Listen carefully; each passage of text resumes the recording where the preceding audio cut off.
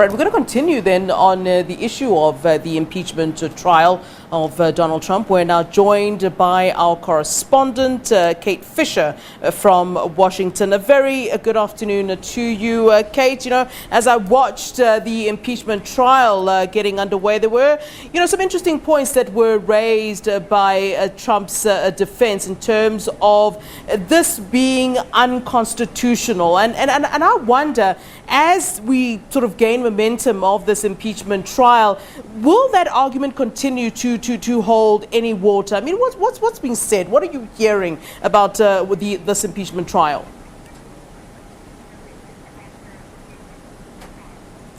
Yeah, this idea that it is unconstitutional to try a former president on charges of impeachment is kind of the main argument that Donald Trump's defense team has. And even though the entirety of yesterday's arguments, 4 hours on the Senate floor, was spent debating that precise issue, and a vote was held and it was passed, meaning that the Senate did agree that it was constitutional to continue with this trial, you would think that issue would be put to bed now. But because it is the main argument that Donald Trump's defense team has, I imagine it will be repeated over the next coming days of the trial. Yeah. The rest of their argument is a lot more thin. They've got less evidence to rebut the charges the Democrats are putting to them. So it's likely that they will continue to talk about the constitutionality of this, even though it has already been decided by the Senate.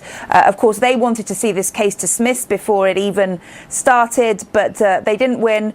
But it should be noted that only 6 Republican senators joined the Democrats to say that it was constitutional, which kind of gives you an indication that most of the Republican senators are not going to vote to convict Donald Trump. Yeah, I mean, I think that the Constitution, it was held up at some stage by one of Trump's attorneys. I think the Constitution would be quite clear on whether or not it is constitutional or not to impeach a former president. And I wonder what exactly is said in the Constitution of the U.S. in this regard. And then on the back of that, I'd also want to know, in terms of the state's argument against Trump, what more are they giving, in terms of their argument against him? Is it, his own tweets? I saw those might have, in fact, put him in trouble. And is it also mainly what happened on January 6th? What is the gist of what they are arguing for at this time against Trump? Yeah, that's exactly it. They came almost straight in with a compilation video, 13 minutes long, putting together all that video combined with clips from Donald Trump's speech on that day on January the 6th. It was quite difficult to watch. It was brutal. You could see the mayhem. There were very graphic moments where police officers and members of the mob were at one stage, one woman was shot dead. It was hard to watch, and that, I think, is what the Democrats are trying to do here. They're trying to remind the senators of what that day was like, and also remind the American public, because of course a lot of this is not just about persuading senators, it's about persuading Americans that Donald Trump is guilty of this. So they are very much trying to dredge up the memories and trying to force those senators to relive that day, to really remember what it was like. And then once they've done that, they are going to tie that to Donald Trump. Their mission, if you like, is to try to persuade these senators that the horror of that day was Donald Trump was directly responsible for it. They say that it is his rhetoric, his tweets, his speech, the months of him talking about how he believed the election was stolen. That is the argument they're going to use to try to persuade these senators that this simply would not have happened without President Trump, former President Trump, fomenting doing it. Yeah, perhaps I misunderstood David Schoen, but at some point he started to kind of go on about Trump's supporters, and that, Trump was being used as a political tool. The impeachment of Donald Trump, rather, was being used as a political tool to get to them, to disenfranchise them in some ways. And then at some point he also seemed to threaten some sort of a civil war. And I wonder if I misunderstood it from where I was sitting.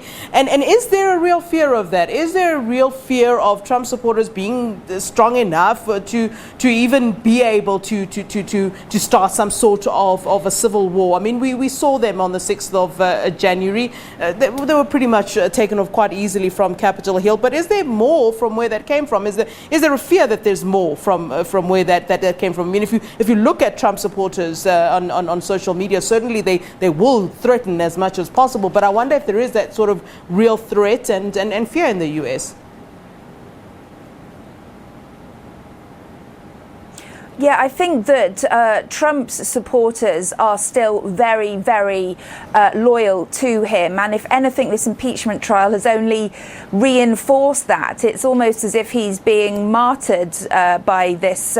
It kind of plays into the idea that Washington, D.C. is a swamp, and that all these lawmakers are all in it together and they're out to get the man on the street, the average American. Of course, Donald Trump supporters see Donald Trump as one of them, their guy, even though he's an incredibly wealthy man with, and not like a working class American from that respect.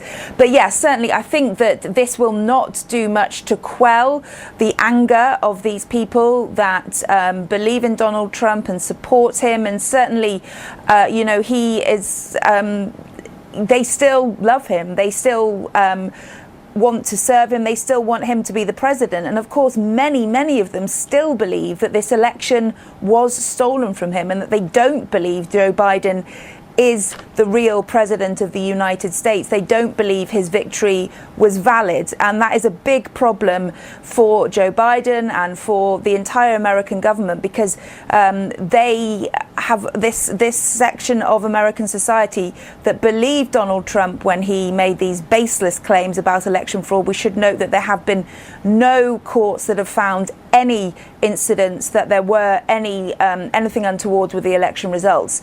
But many of Trump's supporters do believe that the election was stolen, and they will continue to support Donald Trump and not believe that Joe Biden is the rightful president of the United States. All right, Kate Fisher, thank you so very much for that update. We'll certainly be catching up with you as this impeachment trial continues. Thank you so very much, Kate Fisher, for us in Washington. We're going to take a short break. Do stay